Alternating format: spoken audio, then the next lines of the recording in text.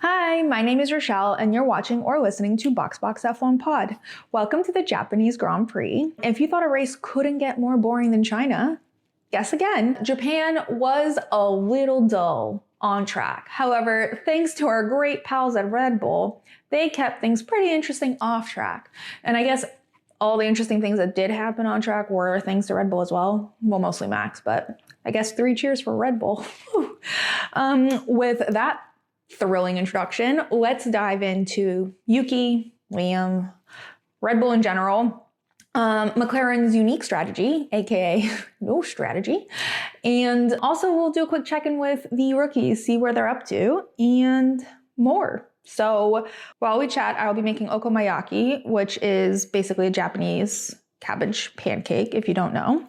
And actually, today's meal was chosen by my friend Sophie from Norway. Shout out Sophie. She's a big fan of Kiwis and Yuki Tsunoda, and I fear both have disappointed her this week. So maybe this virtual pancake will make her feel better. All right, so with that, it's time for the digital warm-up.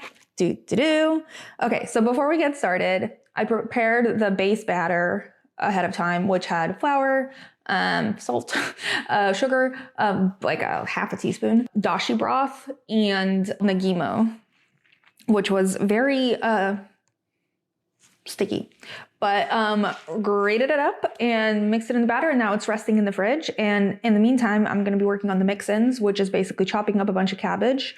I'm supposed to use just regular cabbage, but I only had half, so I'm going to be adding in some Napa cabbage, pickled ginger, and I'm supposed to use tempura scraps. I could not find any for some strange reason, so I will be using panko breadcrumbs and just hope for the best. So while I get chopping, let's kick things off with lap 1. F1 news. So, in case you haven't heard, Red Bull has replaced Liam Lawson with Yuki Tsunoda. Now, if you remember last year, or if you watched Drive to Survive, you'll know there was like a fight for the seat, which publicly they pretended was also between Checo, who was currently in the seat, but in DTS, they said Checo was never in contention basically anymore. He was out of there.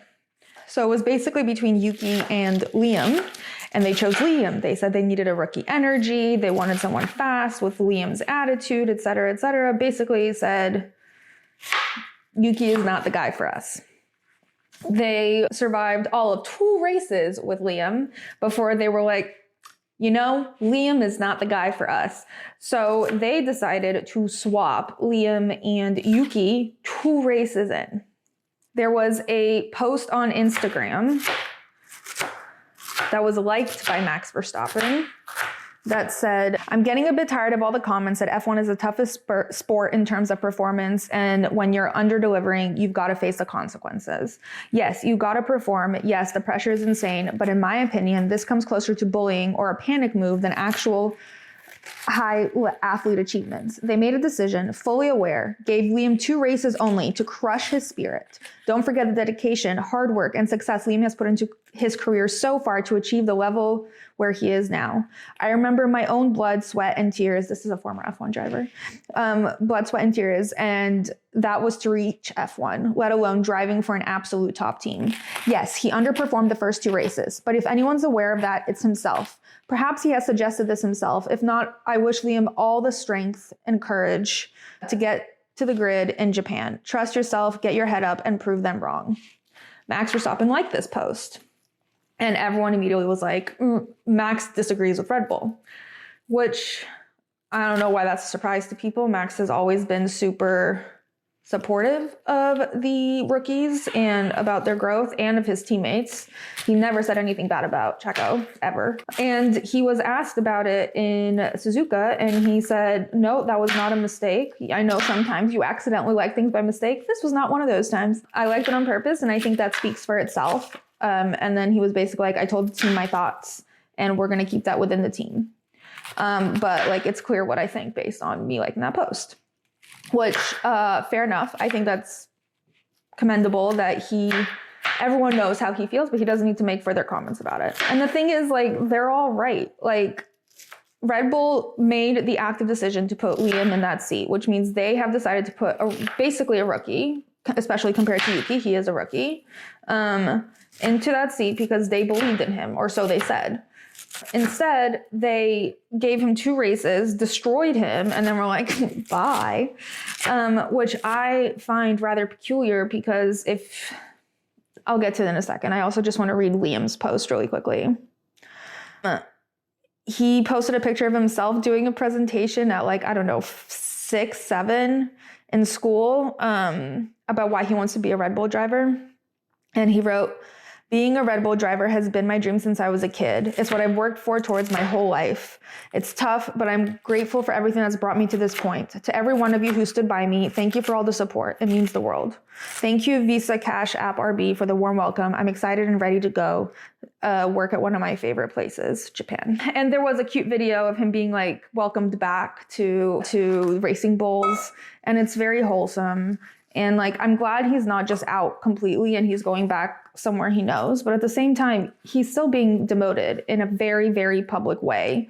And it doesn't completely make sense. I saw this video on TikTok where this guy was basically like, this is Red Bull right now. And then he like puts a kettle to boil water and immediately takes it off. And he's like, why isn't this hot yet? And then he like puts a cake in the oven to bake and then closes the door, opens the door, takes the cake out, goes, why isn't this baked yet? Just like stuff like that. And I could feel like that sums it up pretty well. Like, putting aside my feelings for Yuki specifically about him as a driver, and I do love him. So putting all of that aside, I just want to talk about Liam specifically. I think it's entirely unfair of Red Bull to judge Liam for his performance based on these first 2 races. The first race was in Australia, which tested even like the most senior of drivers, Fernando Alonso. Like, half of the grid was out during that race, and they're like, well, that's count 1 against Liam. It's not like no one else made the exact same mistakes. It was a very wet track. He is essentially a rookie. Like, okay. Then we go to China. Yes, he definitely should have performed better in China. However, he's never raced in China before. He's driving what literally looks like a hunk of junk. And he massively underperformed. But that's like 2 weeks into his job. Imagine you show up to work, like, and as you're getting acclimated and being onboarded, they're like, bye. I think that's crazy behavior. And also, when they talk about why they got rid of him, they said it had a duty of care to move him back to Racing Bulls. And like, that's literal bullshit. How is this a duty of care? This is what you think a duty of care is? Humiliating him, not supporting him, putting him in a position, and then not giving him the tools to even attempt to succeed. Like, we know that Red Bull is super trigger happy when it comes to letting people go, but 2 weeks is like a new low for them. And I also just don't understand, like, it's not like Yuki wasn't available the first time around. He was literally right there for them to take, to use. And they were like, nah, we want a rookie. We want this like crazy attitude that Liam has. This is the right choice. And now they're like, actually, we really need Yuki's expertise. His expertise, you didn't need it 2 weeks ago? And also, you know who else had expertise? Checo. Like, at some point, Red Bull needs to really look inside of themselves and think, hey, 4 people have driven this car and only 1 has managed to get it across the finish line. And that's mostly because of him, not the car. If 3 other people with varied levels of experience are struggling with this car, maybe the problem is you. To quote Christian Horner himself, if you've got a problem, change your fucking car. Sorry. I would very much like to see what Toto printed out back in the day. If he was just making a really good guess, or if he actually had evidence about how shit their car was and how Checo was actively complaining about it. Checo was actively complaining about it, and everyone was ignoring him, all of us, the team, etc., etc. I don't know. But about Yuki, his transition has been rather smooth. He has been part of the Red Bull family for a while now. He definitely came into this much calmer and chiller than than Liam did, but I guess that's the expertise everyone's obsessed with all of a sudden. And I do think his attitude is right. God forbid that changes. And he can't get that car under control and his spirits start to get crushed. I could not handle Yuki's spirits being crushed, honestly. I don't know what will happen to him. I do think he's strong. He's a strong fella, but Red Bull has crushed many a spirits. He did say that both Pierre and Checo reached out to him to give him some advice and wish him luck. We all knew Pierre was going to because, he's been through there and they're friends, but I'm impressed that Checo did. But also Checo was always a nice guy, so I don't know why I'm actually surprised. All right, well, that's it with poor Yuki and Liam, and we'll see how all of that pans out. This race was not great for Yuki. This was also, I think there was also the added pressure of it being his home race and being able to race for Red Bull finally. So I think that's part of it, but also the car is hard to drive. So what, Yuki was gonna put it into P3 within the first race? Like, no. Okay.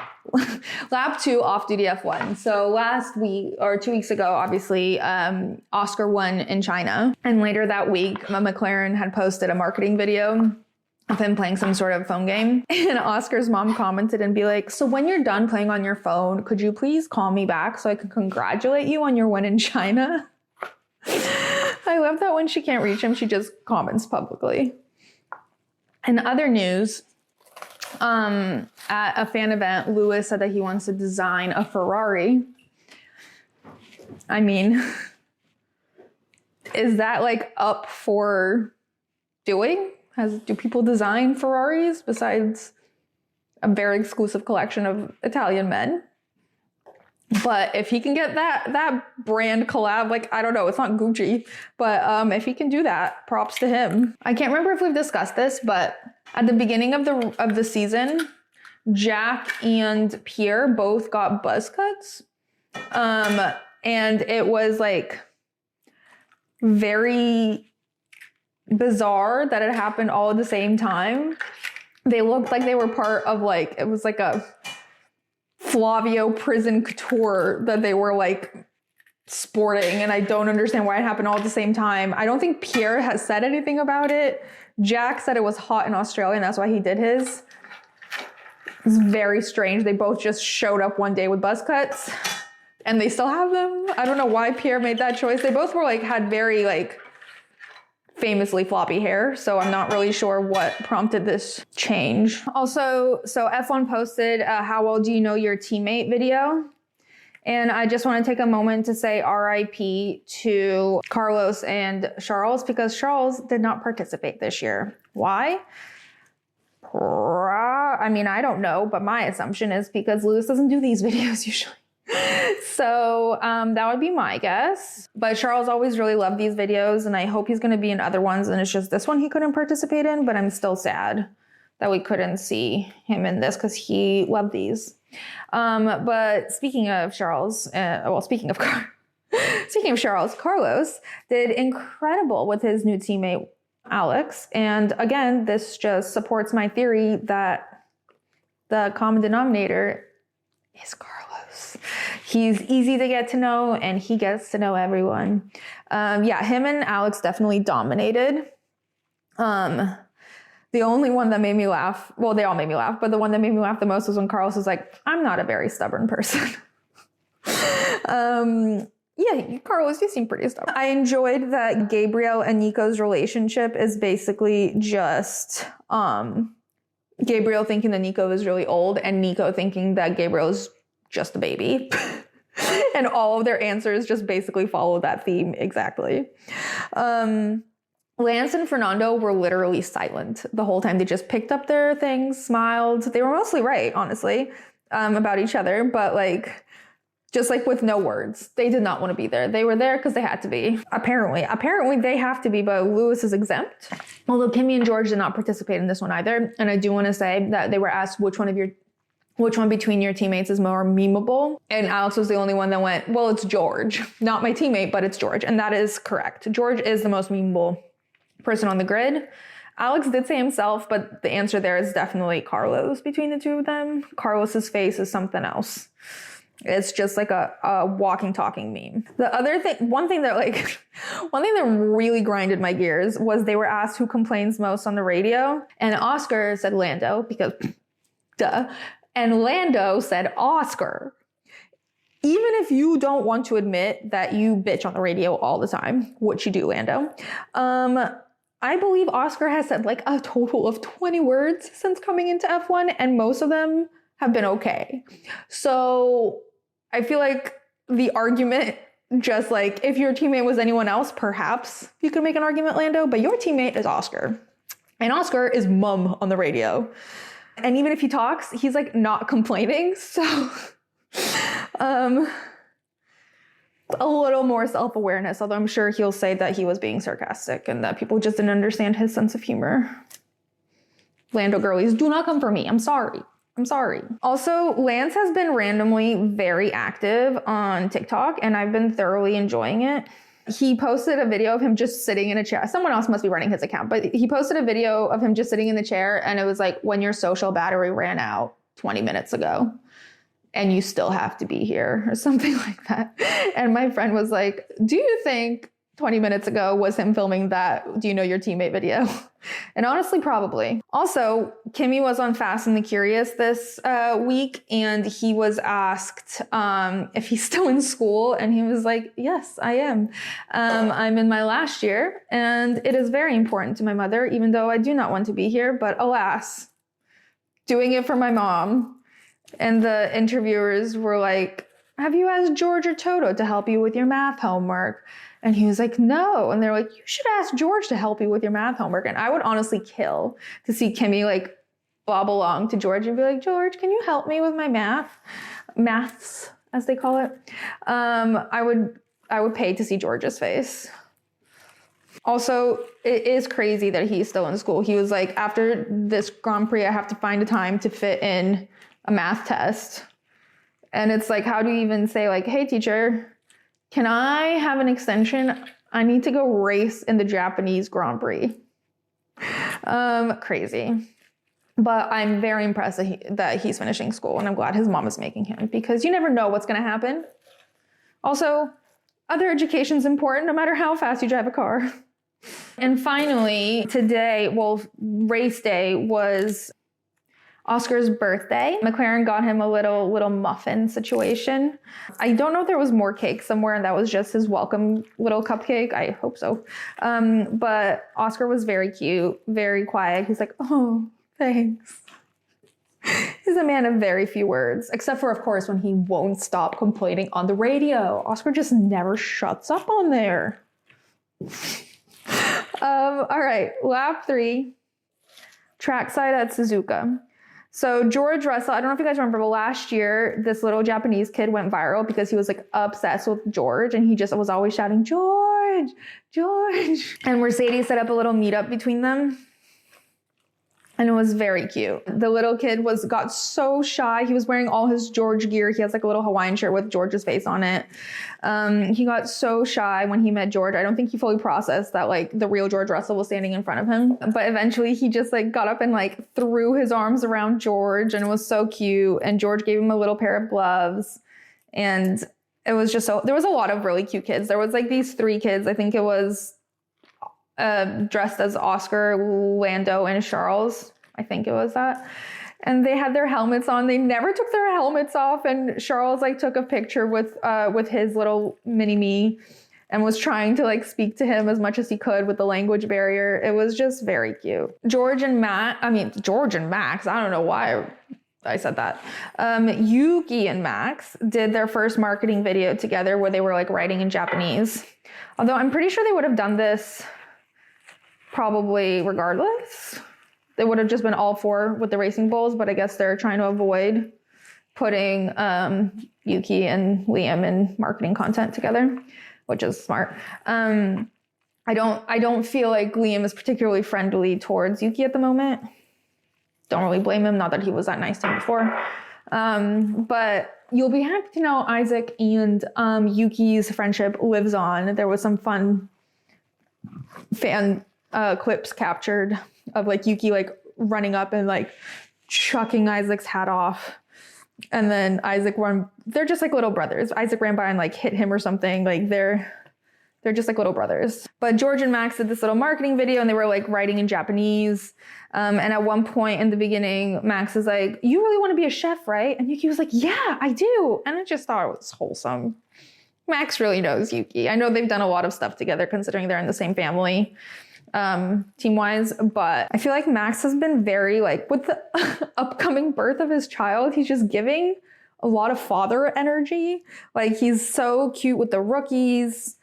The way he embraced Liam, the way he's embracing Yuki, like he really is like, he's acting like he's like 55 when he's actually just 27 or whatever. But I love it. Lewis took the Ferrari team bowling, which he used to do with Mercedes all the time. And they captioned it "New Traditions" for the Ferrari team. And it was cute. Like the photographer went ham taking like all these action shots of Charles and Lewis bowling. I'm glad he's bringing new traditions to this team and he's trying to make it like a family situation and make everyone get along and work well together. Still not sure how his relationship with his engineer is, but all right. That was pretty much it for the digital warm-up. That could have been better. That's it for the digital warm-up. On to analysis. Okay, analysis. So before we get into quality and the race, my favorite thing about Liam and Yuki swapping is just thinking about all of the creative teams out there across F1, Red Bull, Racing Bulls, the Suzuka circuit, etc. All of these creative teams that had to really hustle. Granted, they had 2 weeks, so it was not horrible. There's been times when they had a much shorter turnaround period to just change all of the materials that have already been done. I'm sure Yuki's face was plastered all over Japan wearing Racing Bull uniform. Racing Bull probably had all this stuff ready. Red Bull had all this stuff ready with Liam, and also the opening credits. Someone had to edit new suits and swap their places. It's so funny to me. And also considering Isaac did better than both Liam and Yuki this week, who the hell knows how many more times the 2025 opening credits is going to change. That editor probably has a folder with a V1, V2, and a V3 coming up very soon. All right, quality. So Isaac Hadjar had an issue with a seatbelt. I think his junk was stuck in it. And he was complaining so loudly on the radio. And he's like, "I'm so sorry. This is the reason we don't do well today. I'm so sorry if I'm complaining about this, but this is so uncomfortable." It was kind of funny. Poor kid. Also, Max also had one of his greatest quality laps ever, which is impressive given what he's driving. And I think this just proves again and again that it is him, not the car. And Carlos got a penalty for blocking Lewis as they were approaching turn 1, apparently. So he will start 3 places lower in P15. Great start at Williams for Carlos. He's had a better run as an engineer at Williams than as a driver, but I have high hopes. All right, so the starting grid is Max Verstappen, Lando, Oscar, Charles, George, Kimi, Isaac, Lewis, Alex, Ollie, Pierre, Fernando, Liam, Yuki, Carlos, Nico Hulkenberg, Gabriel Bortoleto, Esteban Ocon, Jack Doohan, and Lance Stroll. All right, so as we move on to the race, we are also going to move on over to the other side of the kitchen so that I can start making these. I don't know, it's like gonna make 100, but BRB. Okay, we're back. So the race. The start, Max, as always, got ahead of Lando pretty well. The commentator was like, "Surprisingly good start from Norris, though." So Lando, I don't think, is ever escaping the reputation of shitty starts, ever. But also, it was a very calm start for Japan. Usually there's a bunch of incidents in the first lap of the Japanese Grand Prix, particularly the start. And I think this was just foreshadowing how calm the rest of the race was going to be. Just going to emulate the start and just be boring. I want to quickly talk about radio. I don't know if they've just been airing more of Alex Albon's radio or if he's getting progressively more aggressive. Like last time he was like, I'm perfect, leave me alone. This week he was like, these shifts are so bad. What have we done to them? It was shit at the start. It's shit now. And his engineer was like, okay, could you be more specific so we could try to fix it? And Alex was like, it's the same problem I've already told you about. And then later, he again went on the radio and goes, honestly, you guys make absolutely no sense. And his engineer just goes, okay. And Alex goes, it's ridiculous. And his engineer was like, Ollie Bierman just pitted. And Alex goes, then pit before then. And his engineer was like, trust me, it was worse before. Alex is so pissy on the radio these days. My goodness. Also, Lewis had a bit of an aggressive radio. He literally called in and said, where am I slow?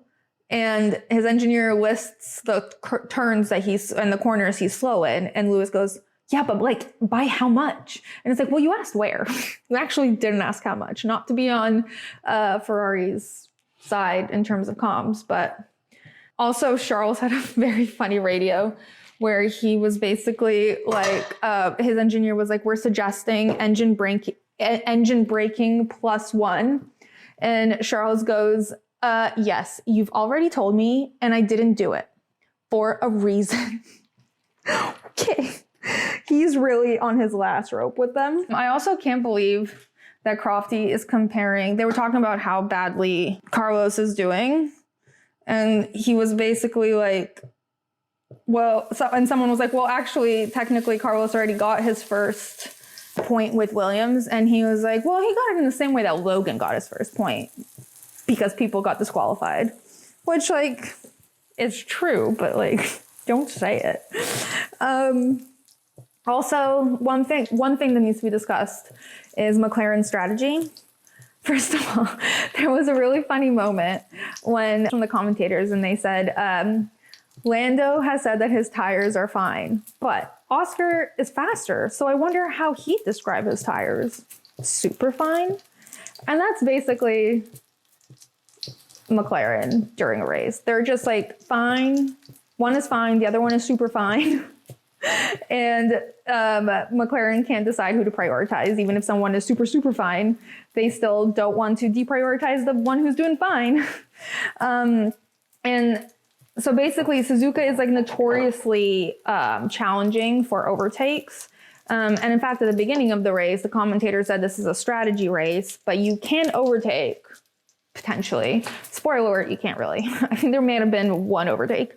But it's also like, people weren't really, well, McLaren specifically wasn't really leveraging the fact that this is a strategy race.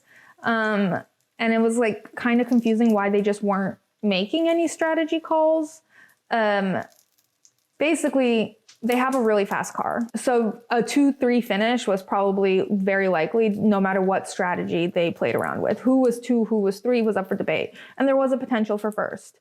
Probably not particularly high considering how well Max was doing today. But they still could have at least, tried, not just like been like refused to prioritize one driver over the other. By the way, this was supposed to be like a Sakura Blossom and it was supposed to be pink, but I didn't have grapefruit juice. I wanted orange juice. So now it just looks like dirt.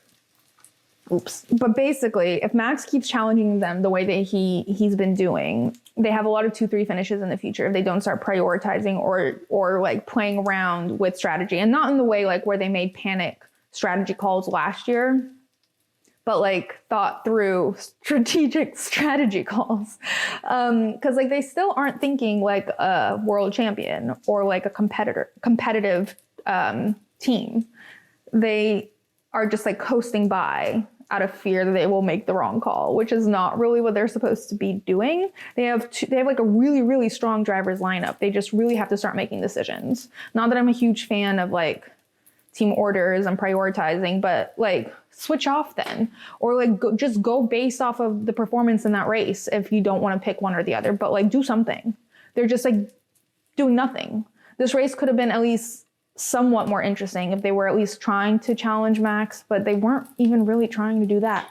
I mean, Lando was chasing him down, Oscar was chasing down Lando, but like, not really. All right, the most exciting thing that happened this race was the Lando and Max grass incident. So Lando and Max were pitted at the same time for whatever reason. Max was released and then Lando was released, but Max was already driving out of the pit lane, and he kept his racing line. He didn't swerve. He didn't push anywhere. He didn't go left. He couldn't go left because, like, out of Lando's way, because then he would be penalized. And he couldn't go right because he would hit Lando. So it was up to Lando to, like fit in behind Max, like slow down a bit and fit in behind Max, as opposed to try to push forward. And he really, like, on the radio, he was like, he forced me off. And Max was like, he drove himself onto the grass, which he did. There was some possibility that he was released too early, but he wasn't. He was released fine as long as he had like shuffled in behind Max, but he didn't do that. He ended up on the grass. And when they were watching the incident in the cool down room, Max goes, "That's quite an expensive lawnmower." And then after that clip played in the cool down room, Oscar goes, "Is that all the highlights? Is that all that happened this whole race?" Yes, that is all that happened this entire race. And then in the post-race press conference, Lando was like, "I wasn't even trying to race Max. I was just trying to cut the grass, like he said. I didn't even know he was there." And Max goes, "I think the grass was like not really well cut." And Lando saw that as well. So he tried to cut it nicely. Also post-race, Carlos was fined for being late to the national anthem, but it's okay. The FIA is really considerate, because it turns out Carlos was having a stomach problem and he was with the doctor getting medication so that he could race. And so he showed up a little late. And they said, it is noted in the penalty guidelines prescribed in Appendix B of the FIA International Sporting Code, they list a penalty for this offense of 60,000 euros. However, in mitigation, the driver stated that just prior to the anthem, he experienced discomfort due to a stomach issue, which delayed his appearance on the grid. This was verified by Dr. Messina of MedX, who confirmed the issue and stated he had provided appropriate medication for the driver. Notwithstanding the above, displaying respect for the national anthem is a high priority, and all parties need to consider every eventuality in planning to be in position for the anthem by the required time. Hence, a penalty similar to that imposed for a similar breach in Canada in 2024 is imposed. So instead of €60,000, he was only fined 20,000 euros for getting medical attention prior to the anthem. Should have planned that better, Carlos. Have your stomach bugs in advance and not right before a national anthem. The FIA is psychotic. And also, we still don't know where that's going. We don't know where their fines are going, what they're being spent on. They're just being spent. So, all right, so the results. Driver of the day is officially Yuki Tsunoda. The commentators are saying that makes about just as much sense as Kimi last week in China, but that's not really true considering we're in his hometown. So why would it? Like, no, he didn't perform well enough for driver of the day, but it's not like crazy to understand why he was chosen by his own people. But yeah, he did not perform driver of the day. A driver of the day drive. I do want to shout out Isaac and Kimi for both outperforming every other rookie on the grid. Kimi has obviously been the best performing rookie, but Isaac's doing great. And Kimi also has arguably the best car on the grid. So he does have a slight advantage, whereas Isaac is driving a bad car. And so it is more impressive, not more impressive, but it is impressive that he's able to get that up into the points. The dick in the box is just Red Bull. Just Red Bull. They're treating Liam like shit. They are dick for treating Yuki like shit too. They're just like, their only saving grace is Max. And with a hunk of junk and a shitty team morale, like Max can only do so much. So Red Bull's a dick. The results are Max, Lando, Oscar Piastri, Charles, George, Kimi, Lewis, Isaac, Alex, Ollie, Fernando, Yuki, Tsunoda, Pierre Gasly, Carlos, Jack Doohan, Nico Hülkenberg, Liam Lawson, Esteban Ocon, Gabriel Bortoleto, and Lance Stroll. And I would like to give a shout out to Fernando for finally finishing his first race of the season. The current standings are as follows. Lando with 62 points, Max with 61 points. Got to get that strategy under control. Oscar with 49 points, George Russell with 45 points, Kimi with 30 points, Charles with 20 points, Alex Albon with 18 points, Lewis Hamilton with 15 points, Esteban with 10, and Lance with 10. And I forgot to include the standings. Sorry. We'll go over them in a week. For the drivers, for the teams I forgot to include. And that's it for the Japanese Grand Prix. Here is the okonomiyaki. I hope I said that right. Can you see it? Ta-da! Okay. Next week is Bahrain, so we'll see each other in just a few days' time. In the meantime, make sure you follow at BoxBoxF1Pod on social to keep up in between races, and make sure to follow, share, subscribe, and get a few new boxes along the way. Until next week, Box Box.